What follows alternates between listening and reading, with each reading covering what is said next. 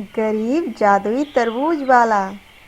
अमीरपुर नाम का एक गांव था जहां रोहित अपने परिवार के साथ खुशी से रह रहा था। रोहित के परिवार में उसकी माँ, बहन और बड़ा भाई राकेश और उसकी पत्नी मीना रहती थी। रोहित पेशे से किसानी करता था। वह कम पढ़ा लिखा भी था, पर उसका भाई राकेश उसने शहर जाकर पढ़ाई की थी, इसी बात का उसे घमंड था।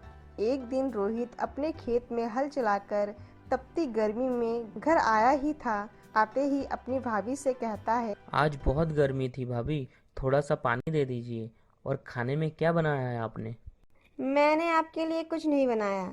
मैंने तो अजय का और मेरा ही खाना बनाया है। बाकी आप अपनी बहन का और माँ का और खुद का ही बना लेना। मुझे और भी काम है। जब देखो भाभी भाभी, क्या मैं कोई काम वाली बाई हूँ? रोहित थका हारा खेत से घर आकर पानी पीकर खुद ही चूल्हे पर टेढ़ी मेढ़ी रोटी बनाता है। अरे भैया, मैं बना देती हूँ खाना। वैसे भी आप थक चुके होंगे, पर भैया भाभी हमारे साथ ऐसा क्यों करती है? कोई बात नहीं सौम्या, हम छोटे हैं। तभी सौम्या अपने हाथों से अपने भाई राकेश के लिए रोटी बनाती है और उसे रोटी खाने को देती है। घर की बड़ी बहू घमंडी होने के साथ साथ आलसी भी थी। उसे किसी के जज्बातों से कोई मतलब नहीं था, सिर्फ अपने पति से मतलब रखती थी। रोहित के घर में पैसों की बहुत कमी थी। जहाँ बड़ा बेटा अच्छा पैसा कमाता था और किसी को भी नहीं देता था, पर छोटा बेटा अपने खेत में ही जो होता था उसे बेच के अपनी माँ और बहन का खर्चा चलाता था। एक दिन रोहित के खेत के सारे तरबूज के पेड़ जो उसने बोए थे सब खराब हो गए। रोहित ये सब देख के बहुत दुखी होता है।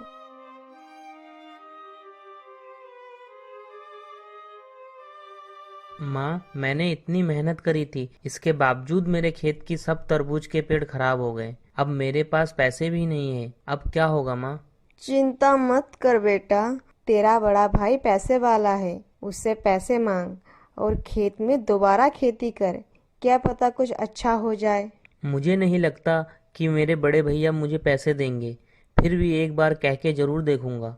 आखिर सौम्या की शादी का खर्चा भी तो मेरे कंधों पर ही है। यह बोलकर रोहित अपने बड़े भाई राकेश के पास जाकर पैसे मांगता है।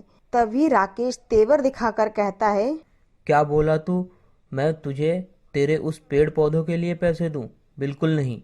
देखा, अगर तू आज मेरी तरह पढ़ लिख लेता तो आज ये तेरी हालत नहीं होती। तू गवार नहीं होता। मैं किसी को एक फूटी कौड़ी नहीं दूंगा और मैं यहाँ रहूंगा भी नहीं तुम जैसे गवार लोगों के साथ। मैं और मेरी पत्नी शहर में रहकर शहर के तौर तरीके से जिएंगे। भैया, आप जा रहे हैं। आप जानते हैं कि माँ की तबीयत बिगड़ी हुई है। मुझे कुछ नहीं पता, ये सब तुम ही करो। मैं तो चला। अगले 2 दिन में ही राकेश अपना सामान बांधकर पत्नी के साथ शहर की ओर रवाना हो जाता है। वहीं दूसरी ओर घर के खर्चे, माँ की दवाई, बहन की शादी को लेकर रोहित के मन में बहुत कुछ चल रहा था। क्योंकि कमाई का जरिया ठप हो गया था, वह दूसरी जगह काम भी करता था, पर लोग काफी कुछ उल्टा सीधा सुनाते थे। फिर एक बार उसे काम से निकाल दिया जाता है। ऐसे में परेशान होकर वह अपने खेत चला जाता है, जहां उसके सारे पेड़ पौधे तहस नहस हो रखे थे। भगवान, आपने मेरे साथ ऐसा क्यों किया? इतनी परिश्रम के बाद भी मुझे सफलता नहीं मिली, ना मेरी नौकरी रही। अब मैं अपने परिवार का देखरेख कैसे करूंगा? उसके रोते हुए आंसू जमीन पर पड़ रहे थे। तभी जमीन से एक जड़ निकलती है जो कि उसके पूरे खेत में फैल जाती है। रोहित सामने देखता है कि उसके खेत में फिर से तरबूज का पेड़ उग गया, जिसे देख के वो बोलता है, अरे, मेरे खेत में सब कुछ उजड़ गया था, पर ये फिर से तरबूज के पेड़ कैसे आए? और इस पर तो बहुत सारी तरबूज है। मुझे तो यकीन ही नहीं हो रहा है। रोहित चमचमाते तरबूज को देखकर एक तरबूज तोड़ता है, जिसके तोड़ते ही वहां पर दूसरा तरबूज आ जाता है। तभी आसमान से एक जादुई परी आती है और बोलती है, रोहित, तुमने बहुत परिश्रम किया अपने जीवन में, इसलिए मैंने तुम्हें वरदान दिया है। तुम्हें अब जीवन भर कभी पैसे की कमी नहीं होगी। तुम इस तरबूज को बाजार में बेच के बहुत पैसे कमा पाओगे। रोहित परी को शुक्रिया करता है और बहुत सारा तरबूज लेके घर पहुंचता है। रोहित ने अपनी माँ और बहन को सारी बातें बताई। रोहित चमचमाते जादुई तरबूज लेके बाजार पहुंच जाता है। तरबूज ले लो तरबूज, 30 रुपए किलो। तेज चमकते मीठे रस वाले तरबूज ले लो। रोहित के चमकते तरबूज देख के ग्राहक की भीड़ लग गई। भैया बहुत सस्ते तरबूज दे रहे हो, मुझे 1 किलो दे दो ना। भाई साहब मुझे भी 3 किलो दे दो। अरे वाह, आपकी तरबूज तो बहुत चमक रहे हैं और लाल भी है। इस तरह रोहित का सारा जादुई तरबूज बिक गया। रोहित फिर से अपने खेत में जाके तरबूज तोड़ लाता है और बाजार में फिर से तरबूज लेके बैठ जाता है। देखते ही देखते सारे तरबूज बिक जाते हैं। रोहित के खेत में तरबूज की कमी नहीं थी, इसीलिए वो तरबूज लेके सीधे मंडी में बेचने लगता है और उसे बाजार से भी ज़्यादा मुनाफा होने लगता है।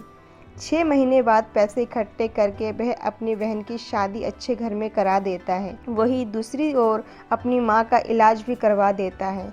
इसके बाद उसकी माँ स्वस्थ हो जाती है। तभी उसकी माँ बोलती है, बेटा तू अपने भाई के जितना पढ़ा लिखा ना होने के बाद भी इतनी परिश्रम और सफलता प्राप्त की है, मैं बहुत खुश हूँ। रोहित एक अच्छा खासा व्यापारी बनकर खुशी खुशी अपनी माँ के साथ रहता है।